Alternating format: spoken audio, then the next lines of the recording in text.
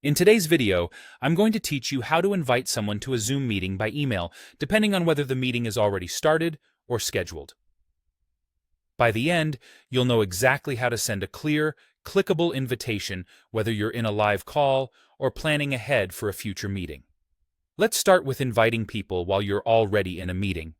On the bottom toolbar of your Zoom window, click Participants. This opens the Participants panel, usually on the right side of the screen. At the bottom of that panel, click Invite. An invite window will appear with several choices. Switch to the Email tab.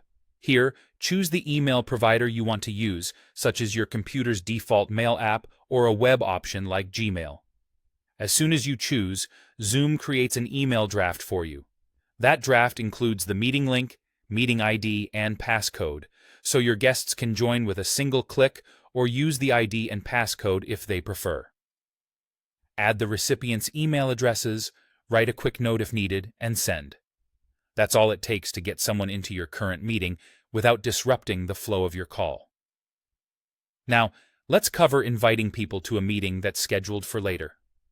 Open the Zoom desktop app and click the Meetings tab. You'll see your upcoming meetings listed. Select the meeting you want to share and click Copy Invitation. Zoom copies a complete, formatted invitation to your clipboard. Open your email, start a new message, and paste the text into the body. The pasted invitation includes the meeting link, meeting ID, passcode, and the date and time. So everything your recipients need is right there.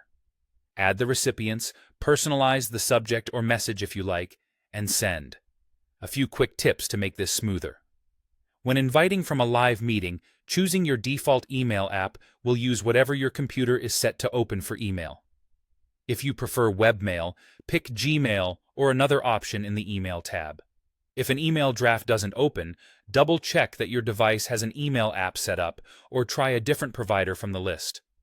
For scheduled meetings, be sure you selected the correct meeting before clicking Copy Invitation, especially if you have several similar sessions. It can also help to add a brief note in your email to clarify the purpose or agenda, while keeping the invitation details intact. That's it. Whether you're in a meeting right now or planning ahead, you can invite participants by email in just a few clicks.